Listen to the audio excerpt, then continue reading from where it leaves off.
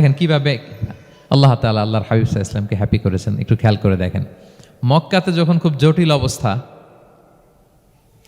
দাওয়াতি কাজ চালিয়ে নেওয়াটা রাসূল সাল্লাল্লাহু আলাইহি ওয়াসাল্লামের জন্য কষ্ট হয়ে যাচ্ছে, নমুসলিম সাহাবাদের উপর অত্যাচার, তখন আল্লাহর হাবিব সাল্লাল্লাহু আলাইহি ওয়াসাল্লাম দেখলেন যে এই মক্কার দুজনের একজনকে আমার চাই। তাদের একজন যদি ইসলামের ছায়াতলে আসে তাহলে ইসলামের পাল্লাটা ভারী হয়। কারা? একজন হচ্ছে ওমরে ফারুক আর একজন আবু জাহাল। দুজনের একজন তখন ইসলাম ধর্ম গ্রহণ করে নাই। তো রাসূল সাল্লাল্লাহু আলাইহি ওয়াসাল্লাম কেঁদে কেঁদে আল্লাহর কাছে ফরিয়াদ জানালেন, আল্লাহুম্মা আইজ্জাল ইসলামা বিআহাব্বি হাযাইন আর রাজুলাইনি ইনদাক। আল্লাহ, আমি কাউকে স্পেসিফিক তোমার কাছে চাই না, শুধু এটাই বলি, দুইজন লোকের নাম বলবো, এই দুইজন লোকের মধ্যে থেকে যাকে তোমার পছন্দ হয় তাকে তুমি ইসলামের ছায়াতলে এনে ইসলামকে শক্তিশালী করো। এক হচ্ছে আবু জাহাল, আরেক হচ্ছে ওমরে ফারুক। এই দোয়াটা তিনি করতে লাগলেন। আর খুব চিন্তিত, দুজনের কেউই মুসলমান হয় না। একদিন হঠাৎ সাহাবারা বললেন, ইয়া রাসূলুল্লাহ, আল্লাহর হাবিব সাল্লাল্লাহু আলাইহি ওয়াসাল্লাম তখন দারুল আরকামের ভেতরে বসা। সাহাবারা বললেন, ইয়া রাসূলুল্লাহ, আপনি এখান থেকে সরে যান, কারণ ওমরে ফারুক নাঙ্গা তলোয়ার নিয়ে আসতেছে আপনাকে হত্যা করবার জন্য। তো আল্লাহ রাসূল সাল্লাল্লাহু আলাইহি ওয়াসাল্লাম বললেন যে তোমরা সরে যাও, আমার মনে হচ্ছে ওই যে চোখের পানি ছেড়ে আমি দোয়া করেছি, ওই দোয়া আজকে কবুল হতে শুরু করেছে, তোমরা সরো। ঠিকই ওমরে ফারুক রাদিয়াল্লাহু তাআলা আনহু আসলেন, এসে তিনি তলোয়ার রেখে দিয়ে বললেন, আশহাদু আল্লা ইলাহা ইল্লাল্লাহ ওয়া আশহাদু আন্না মুহাম্মাদান আবদুহু ওয়া রাসূলুহু। আমি সাক্ষ্য দিচ্ছি আল্লাহ ছাড়া কোনো ইলাহ নেই এবং আপনি আল্লাহর প্রেরিত বান্দা এবং রাসূল।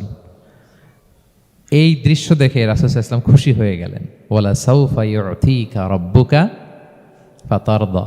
আল্লাহ বলেছিলেন যে নবী হে, আপনাকে এত দিব, আপনার রব আপনাকে এত নেয়ামত দিবে, আপনি শুধু খুশিই হবেন, সন্তুষ্ট হবেন আমার প্রতি। এদের রাসূল সাল্লাল্লাহু আলাইহি ওয়াসাল্লামের দোয়া কবুল করে আল্লাহ তাআলা ওমরে ফারুককে ইসলামের ছায়াতলে এনে ইসলামকে শক্তিশালী করলেন। ফাতারদা, রাসূল সাল্লাল্লাহু আলাইহি ওয়াসাল্লাম খুশি হয়ে গেলেন। এভাবে প্রতিটা ক্ষেত্রে।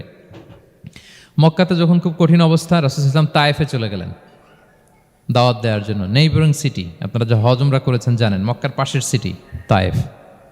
দাওয়াত দিলেন, দাওয়াত প্রত্যাখ্যান করলো তারা। শুধু তাই না, ফিজিক্যালি হ্যারেস করা হলো আল্লাহর হাবিব সাল্লাল্লাহু আলাইহি সাল্লামকে। রাসূল সাল্লাল্লাহু আলাইহি ওয়াসাল্লামের জামা ধরে, গা ধরে টানা হেঁচড়া করা হলো, পাথর মারা হলো, তিনি রক্তাক্ত হলেন। হামালাতুল জিবাল, পাহাড় রক্ষী ফেরেশতারা বললে, রাসূলুল্লাহ, আপনি যদি আদেশ দেন তায়েফের দুই দিকের পাহাড় দিয়ে এমন চাপা দিব, পুরো তায়েফের জনপদ একেবারে ভ্যানিশ হয়ে যাবে।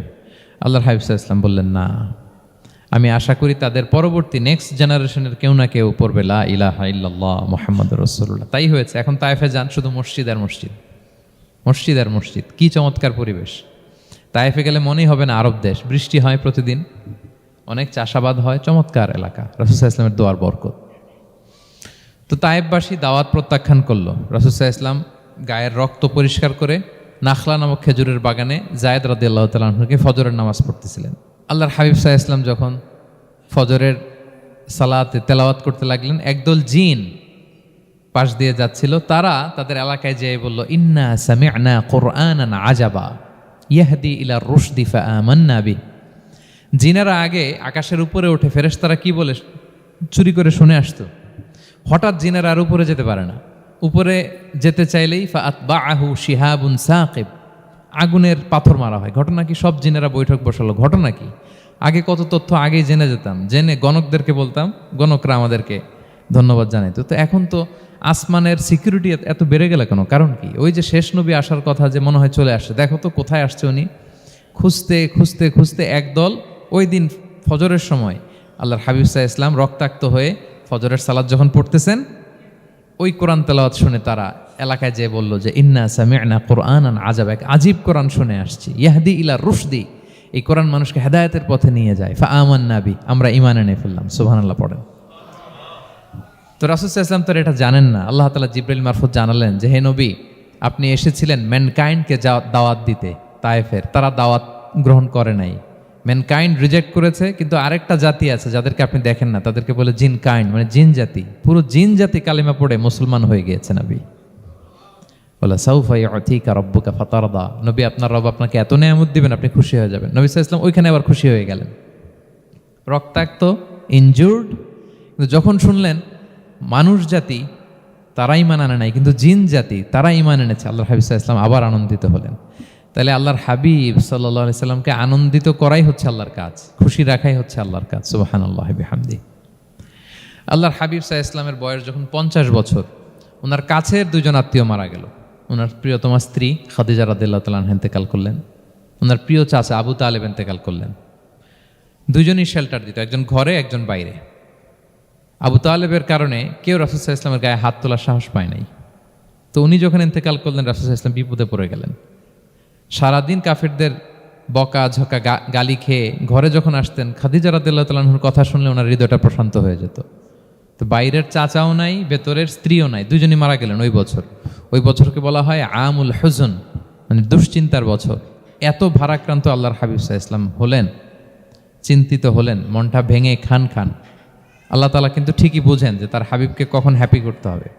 আল্লাহ তাআলা তখন সাইয়েদনা জিবরাইল আলাইহিস সালামকে পাঠালেন যে যাও, আমার বন্ধুকে আর পৃথিবীতে থাকার দরকার নাই, আমার বন্ধুকে ঊর্ধ্ব জগতের নৈশ ভ্রমণের ইনভাইটেশন দিয়ে আসো, মানে মেরাজের ইনভাইটেশন দিয়ে আসো। পড়েন সুবহানাল্লাহ।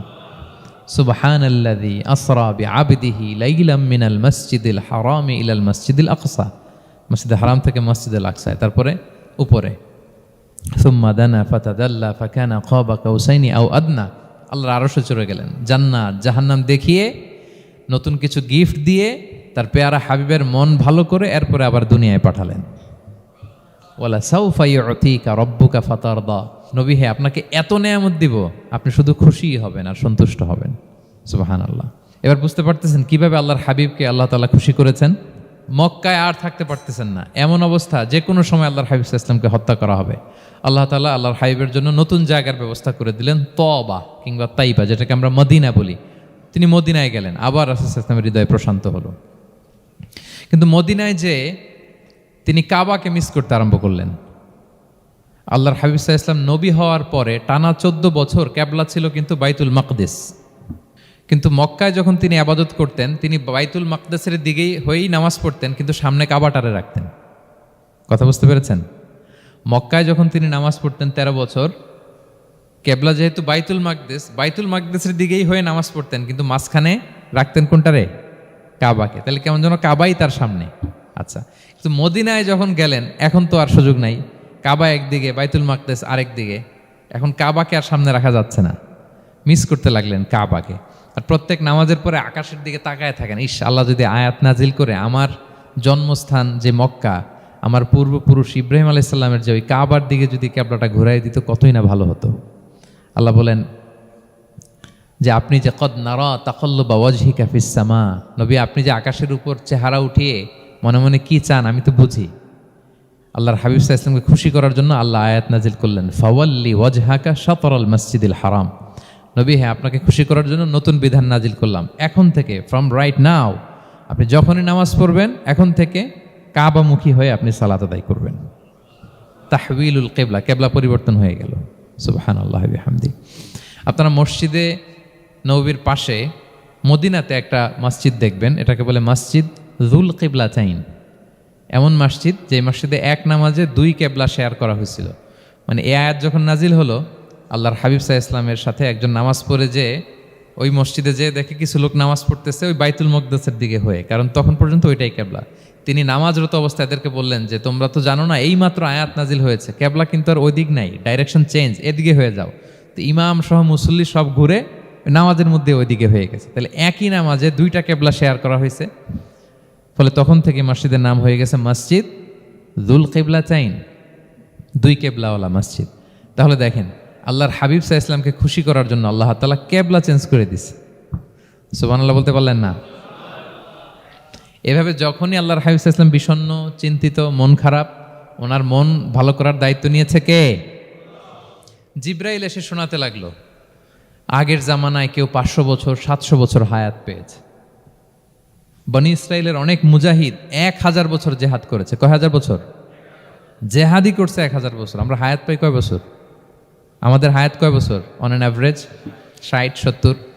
আল্লাহর হাবিব সাল্লাল্লাহু আলাইহি ওয়াসাল্লাম এটাই বলেছেন যে আমার উম্মতি মা বাইনা 60 ইলা 70, আমাদের গড় আয়ু 60 থেকে 70। ওয়া আকাল্লুহুম মা ইয়াজুযু যালিক, আর সামান্য অল্প সংখ্যকই মানুষ এটাকে ক্রস করতে পারে। এই কথা শুনে যে আগের উম্মত 1000 বছর জেহাদ করছে, এটা শুনে রাসূল সাল্লাল্লাহু আলাইহি ওয়াসাল্লাম আবার কাঁদতে আরম্ভ করলেন, হায় রে আমার গুনাহগার উম্মতের কি হবে? আমার উম্মত তো 60-70ই শেষ, আমার উম্মতের কি হবে? আবার চিন্তিত, আবার কান্নাকাটি। তখন আল্লাহ তাআলা নাজিল করলেন, ইন্না আনসালনাহু ফি লাইলাতিল কদর ওমা আদরাকা মা লাইলাতুল কদর, লাইলাতুল কদরি খায়রুম মিন আলফি শাহর। নবী আপনি কাঁদবেন না, ওদেরকে হায়াত দিছি বেশি, কদর দেই নাই। আপনার উম্মতকে হায়াত কম দিছি, কিন্তু আপনার উম্মতের জন্য আমি লাইলাতুল কদর রেখে দিয়েছি। এক কদরের রাতে আবাদত করলে খায়রুম মিন আলফি শাহর, 1000 মাস আবাদত করলে যে পরিমাণ সওয়াব, অতটুকু না, খায়ের, এর চেয়ে বেশি সওয়াব আল্লাহ তাআলা আপনার উম্মতের আমলনামায় দিয়ে দিবেন। আবার আল্লাহর হাবিব সাল্লাল্লাহু আলাইহি ওয়াসাল্লাম মন ভালো হয়ে গেল। ওয়ালা সাউফা ইউতিকা রাব্বুকা, সবাই বলেন ওয়ালা সাউফা ইউতিকা রাব্বুকা ফাতারদা। নবী হে এত দিব, আপনি শুধু হ্যাপি হবেন, হ্যাপি। এরপরে বদরের যুদ্ধে বিজয় দান করলেন, মক্কা বিজয় দান করলেন, তাবুক যুদ্ধে বিজয় দান করলেন। সব শেষে জান্নাতে ওনার জন্য স্পেশাল একটা জায়গা থাকবে, ওই জায়গায় কেউ বসতে পারবে না। জায়গাটার নাম মাকামে মাহমুদ। ওয়া মিনাল লাইলি ফাতাহাজ্জাদ বিহি নাফিলাতাল লাকা আসা আন ইয়াবআসাকা রাব্বুকা মাকামাম মাহমুদা। ওই মাকামে মাহমুদের সিংহাসনে আল্লাহর হাবিব সাল্লাল্লাহু আলাইহি ওয়াসাল্লাম বসবেন, ওনার জন্য স্পেশাল, খাস, কেউ এখানে বসতে পারবে না। তার মানে হ্যাপি শুধু দুনিয়াতেই করবে না আল্লাহ তাআলা, আল্লাহর হাবিবকে আখিরাতেও করবে। আল্লাহর হাবিব সাল্লাল্লাহু আলাইহি ওয়াসাল্লামকে কাউসার দেয়া হবে, ইন্না আতাইনা কাল কাউসার। হে নবী আপনাকে কাউসার দিয়েছি, এমন হাউজে কাউসার, যে হাউজে কাউসারের সামনে পান পেয়ালা, যেটা দিয়ে পানি নিয়ে আপনি উম্মতকে খাওয়াবেন, এটার সংখ্যা আকাশের তারা যত বেশি তার চেয়েও বেশি। হাউজে কাউসারের পানি এটা দুধের চেয়েও সাদা, বরফের চেয়েও ঠান্ডা, মধুর চেয়েও মিষ্টি। এক ঢোক যে খাবে চিরকালের জন্য তার গলা থেকে তৃষ্ণা মিটে যাবে। He will never ever be thirsty again. একবার খাইছে তো শেষ। পেতে চান সেটা আল্লাহর হাবিবের কাছ থেকে?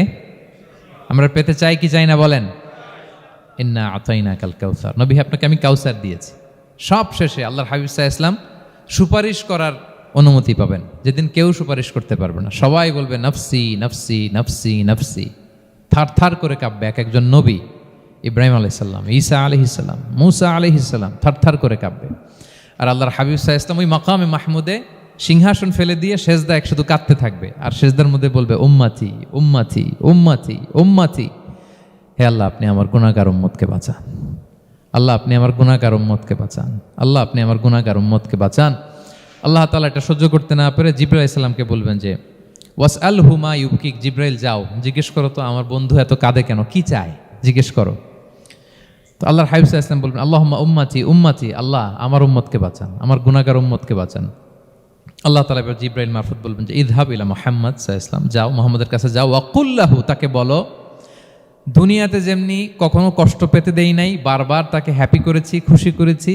ওয়া ইন্না সানুরদিকা ফি উম্মাতিকা ওয়ালা নাসুউক, আজকের এই কঠিন দিনেও আমার হাবিবকে আমি কষ্ট দিব না, তার উম্মতের ব্যাপারেও তাকে আমি খুশি করে দেব, তার গুনাহগার উম্মতের ব্যাপারেও আজকে মুহাম্মদ সাল্লাল্লাহু আলাইহি ওয়াসাল্লামকে আমি খুশি করে দেব। আল্লাহর হাবিব সাল্লাল্লাহু আলাইহি ওয়াসাল্লাম তখন সুপারিশ শুরু করবেন। আল্লাহু আকবার, আল্লাহু আকবার। ওয়ালা সাউফা ইউতিকা রাব্বুকা ফাতারদা। নবী হে আপনাকে এত নেয়ামত দিব আপনি নিয়ে কুলাতে পারবেন না।